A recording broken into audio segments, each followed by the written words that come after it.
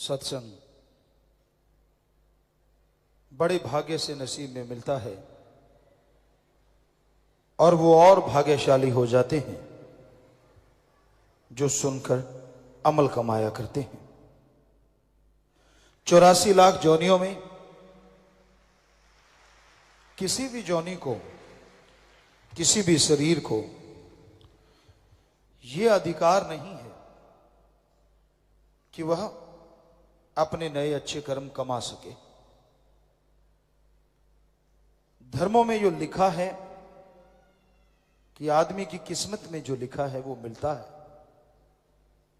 सिर्फ इंसान को छोड़ के बाकी शरीरों के लिए ये सही है। वो वही करते हैं जो काल महाकाल उनसे करवाता है। पर सबसे दुखद बात यह है वो कर्म कर सकते हैं, कर्म उठा नहीं सकते। या दूसरे शब्दों में काल ने खेल ही ऐसा रचा, महाकाल ने, कि बाकी शरीर जितने भी हैं वो कर्म करते रहते और वो भी बुरे, लेकिन उनके अंदर इतनी ताकत नहीं होती कि वो अपने बुरे कर्मों का फल उठा सके। और काल ने जानबूझ के ऐसा किया ताकि सारे कर्मों का बोझ जब मनुष्य शरीर मिले उस पे डाल दिया जाए। क्यों? क्योंकि मनुष्य शरीर ही एक ऐसा शरीर है जो उस अल्लाह, राम, ईश्वर, वाहिगुरु गॉड को पा सकता है, आवागमन से मोक्ष मुक्ति हासिल कर सकता है। इसलिए काल ने 84 लाख शरीरों में बिल्कुल आखिर में आने वाला शरीर, मनुष्य शरीर, इस पे कर्मों का सारा बोझ डाला। अब जरा सोचिए, 84 लाख शरीरों का अगर एक एक कर्म भी बनाएं तो 84 लाख कर्म बनते हैं। लेकिन भगवान ने मनुष्य शरीर को इतना मजबूत बनाया, इतना मजबूत बनाया कि ये उन सब कर्मों का खात्मा ही नहीं कर सकता, बल्कि जीते जी परमानंद और मरणोपरांत परमानंद की प्राप्ति पूर्णतः कर सकता है। और भगवान ने यही बस नहीं की, 84 लाख शरीरों में एक मनुष्य शरीर ऐसा बनाया जो उसके भाग्य में लिखा है उसको भी बदल सकता है। सिर्फ मनुष्य शरीर, इसमें भक्ति की जाए, कर्म योगी और ज्ञान योगी बना जाए तो ये भयानक से भयानक कर्मों को बदल सकता है। तो आपके लिए ये सही नहीं है कि जो लिखा है वो ही मिलेगा। जो लिखा है वो तो मिलेगा, पर अगर आप चाहें तो अपनी तरफ से ओम हरि अल्लाह राम को खुश करके और भी बहुत कुछ लिखवा सकते हैं, अपने भाग्य को बदलवा सकते हैं। पर अगर आप हाथ पे हाथ धर के बैठे रहते हैं तो कहां से कुछ मिलेगा। आप सो रहे हैं, काम धंधा करना नहीं चाहते, सोए सोए अगर आप प्रार्थना करें कि भगवान मेरे कर्म बना दे, मुझ पे रहमत कर दे, तो भगवान करेगा, लेकिन आपको 4 खुराटे और दे देगा, क्योंकि आप तो नींद में हो और तो नींद ही मिलेगी ना। हां, पढ़ने वाले बच्चे ध्यान से सुनिए, कॉलेज में, स्कूल में आप पढ़ते हैं या कोई डिग्री ले रहे हैं, इंजीनियरिंग कर रहे हैं, आप लगन से पढ़ो, दिल लगा के पढ़ो। अगर आपके पढ़ने से 70% नंबर आ रहे हैं और आप भगवान की भक्ति भी करते हैं तो भगवान 70 की जगह 90% भी कर सकता है। यह पॉसिबिलिटी है। बिजनेसमैन, आप व्यापारी हैं, दुकानदार हैं, मेहनत की करते हैं, पूरी मेहनत करते हैं, कड़ा परिश्रम करते हैं, तो आप 15% चलो मान लो लेते हैं। कलयुग में बड़ा मुश्किल है, लोग तो 200% ले रहे हैं, पर चलो अगर आप सच्चे हैं 15% ले रहे हैं, 10-15%, और पूरी मेहनत करते हैं, कड़ा परिश्रम करते हैं, तो यहां एक ग्राहक नहीं आना था, वहां भगवान 100 ग्राहक भी भेज सकता है। ये पॉसिबिलिटी है। इस तरह से आपकी कमाई भी बढ़ सकती है और बेईमानी भी नहीं करनी। जिम्मेदार है, आप मेहनत करते हैं, खेतों में हल जोत रहे हैं, पानी लगा रहे हैं, बीज बो रहे हैं, अगर उस समय साथ साथ भगवान मालिक का नाम ले रहे हैं, दृढ़ यकीन के साथ, दृढ़ता के साथ, तो वो बीज जो धरती में जाएगा, फले फूलेगा। और जैसे गेहूं का उदाहरण दें आपको,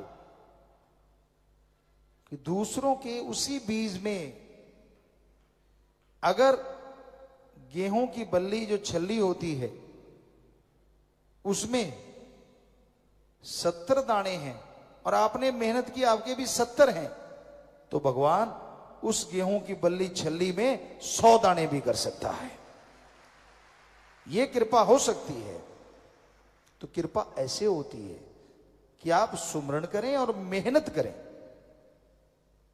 कोई भी नौकरी पेशा है, आप पूरी लगन से, पूरी मेहनत से काम करते हैं, गपशप की बजाय आप जितना काम मिलता है उसे कायदे से कर देते हैं, तो भगवान का सुमरण करते रहते हैं, नेक कर्म करते हैं, तो तरक्की 2 साल में मिलती है। हो सकता है भगवान आपको 1 साल या 6 महीने में तरक्की दे दे। ये पॉसिबिलिटी है। तो ऐसे काम करता है भगवान का नाम। जादू टोना या पाखंडवात या ढोंग ढकोसले से ईश्वर किसी को कुछ देता नहीं। देवी देवता जो होते हैं वो कभी किसी को डराते नहीं, कभी किसी का बुरा काम करते नहीं। देवी देवता हमेशा अच्छा कर्म करते हैं। उनकी ड्यूटी होती है कि वो आपको संभालें। जैसे स्कूल होता है, उसका हेड कौन? प्रिंसिपल। आगे बच्चों को पढ़ाने के लिए कौन? टीचर। फिर जो उन टीचरों के लिए खाना पानी या कुछ ऐसा, वो कौन? चतुर्थ श्रेणी के कर्मचारी। तो वो इस तरह हेड तो एक हुआ कि वो प्रिंसिपल है, हेडमास्टर है, वो एक छोटे से स्कूल को संभालता है, तो कितने उसके नीचे नौकर होते हैं। पूरी सृष्टि नहीं, आप तो एक त्रिलोकी में रह रहे हैं, ऐसी सैकड़ों त्रिलोकियां हैं, ऊपर एक और जहान है। तो इस त्रिलोकियों को संभालने के लिए भगवान ने देवता बनाए हैं। कोई हवा का ख्याल रखता है, कोई आपकी बॉडी में, सब देवी देवता हैं, वो पूरी संभाल रखते हैं। लेकिन देवी देवता किसी का कभी कुछ बिगाड़ा नहीं करते और ना वो नाराज होते हैं। अब टीचर किसी से नाराज कैसे हो जाएगा बताओ? क्यों होगा नाराज? उसका काम है पढ़ाई करना। आप नहीं पढ़ते तो चाहे नाराज हो जाए, वरना टीचर का काम तो पढ़ाना है ना, वो तो पढ़ाता ही रहेगा। ये तो हो नहीं सकता कि एक बच्चे से नाराज होगा पूरी क्लास को नहीं पढ़ाएगा, उसका तो काम है। तो टीचर चाहे पढ़ाए ना पढ़ाए, कुछ कहा नहीं जा सकता। लेकिन देवी देवता के ऊपर भगवान है, उसकी ड्यूटियां लगी हुई हैं। काल महाकाल ने ड्यूटियां लगाई, भगवान ने लगाई, तो उनको वो सारे कार्य करने ही होते हैं। जो आदमी का बुरा करता है वो राक्षस शैतान होता है, देवी देवता नहीं होता। आप बिना वजह ही घबरा जाते हैं।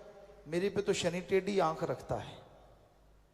शनि को और कोई काम नहीं जो तेरे पे टेढ़ी आंख रखेगा, उसके अलग से काम है। नहीं, मेरे से बृहस्पति गुस्से है, क्यों तूने पकौड़े नहीं खिलाए उसको?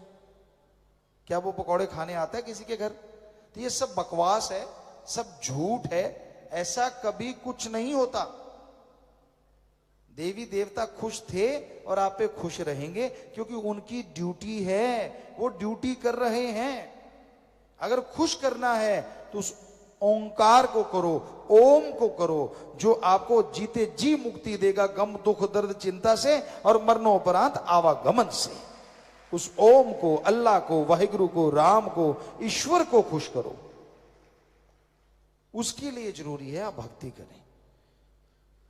अब जरा सोचिए, अगर वो ही खुश हो गया, हेडमास्टर ही आप पे खुश है, तो बाकी टीचर तो नेचुरली आपको बढ़िया पढ़ाएंगे। यार इसका हेडमास्टर से रिश्ता है। उसी तरह अगर भगवान से आपका प्यार हो गया तो बाकी देवी देवता तो और आपकी संभाल करेंगे। बिगाड़ते तो पहले भी कुछ नहीं, पर वो और आपके लिए सलाम करेंगे, नमस्कार करेंगे। तो इसलिए कभी भी इन भ्रमों में मत पड़ा करो। भगवान ने सारी सृष्टि को बनाया है और उसको चलाने के लिए ये ताना बाना पता नहीं कितने लगाए, कोई 33 करोड़, कोई 365 करोड़, पता नहीं कितने देवी देवताओं को संभालने के लिए लगाया पूरी सृष्टि को। तो इस चक्कर में मत पड़ा करो। कोई पाखंडी आपको बोल देता है भाई तेरे ग्रह चक्कर बुरे हैं, उसके खुद के बुरे हैं जो जगह जगह मांग रहा है। आपके क्यों बुरे हैं? आप चक अच्छा क्या है, जरा हाथ देखना। पढ़े लिखे बच्चे भी हाथ देखना मेरा हाथ देखना।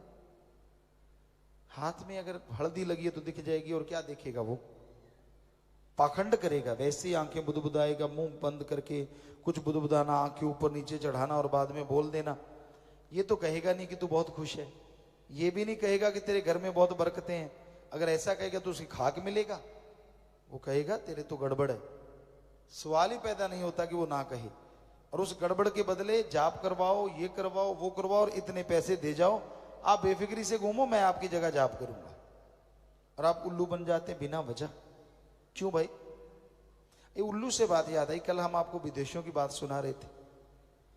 अपने यहाँ क्या कहते हैं, जो मूर्ख होता है या उसको कहते हैं ना उल्लू बना दिया, और वहां उल्लू को बुद्धिमान मानते हैं। देखो नई बात, वहां जगह जगह उल्लू की फोटो लगी होती है, जगह उसको बड़ा बड़ा अच्छा मानते हैं, शकुन मानते हैं, बहुत बढ़िया मानते हैं।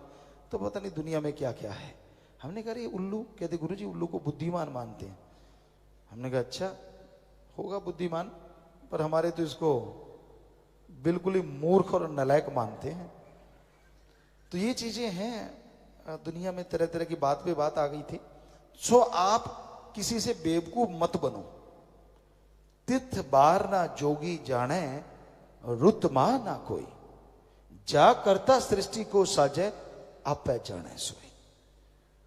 ध्यान से सुनिए, भगवान ने कोई तारीख का नाम नहीं रखा, भगवान ने किसी दिन का नाम नहीं रखा।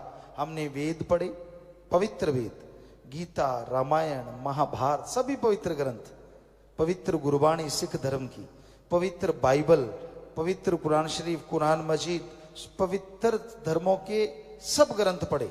सूफी संतों की वाणी, कबीर जी, शेख फरीद, नामदेव, धन्ना भक्त। कहीं नहीं लिखा कि भगवान ने दिनों का नाम रखा है या तारीख का नाम रखा है। जब उसने नाम रखा ही नहीं, ये तो आदमी के रखे हुए हैं सिर्फ पहचान के लिए, ताकि पहचान रहे भी आज ये दिन है, आज ये दिन है। वरना क्या पता लगता दिन गुजर गया, कौन सा दिन, कौन सी तारीख, क्या पता लगता। आप जन्मदिन कैसे मनाते? बहुत चक्कर पड़ जाते ना अगर दिन का नाम ना होता, तारीख का नाम ना होता। तो इसलिए ये आदमी ने सुख सुविधा के लिए रखा है, पर कोई तारीख बुरी नहीं, कोई दिन बुरा नहीं। इस चक्कर में मत पड़ो। आदमी ने रखा, आदमी बनाता है ये बुरा है, ये गलत है, ये फलां, ये फलां। कहीं धर्म में ये चीज नहीं है, तो भगवान ने नहीं बनाया। इसलिए आज कर्म अच्छे करोगे तो अच्छे बन जाओगे, और आज बुरे करोगे तो आने वाले टाइम में आपको बुरा भोगना ही पड़ेगा। इसलिए कर्म योगी बन के अच्छे कर्म कीजिए, भले कर्म कीजिए, ताकि आप अच्छाई पे, नेकी पे आगे बढ़ते जाएं और मालिक की कृपा पात्र बनते जाएं। धन धन सतगुरु तेरा ही आसरा। सभी साध संगत जी से निवेदन है कि मेरा चैनल जरूर सब्सक्राइब करें जी। धन धन सतगुरु तेरा ही आसरा।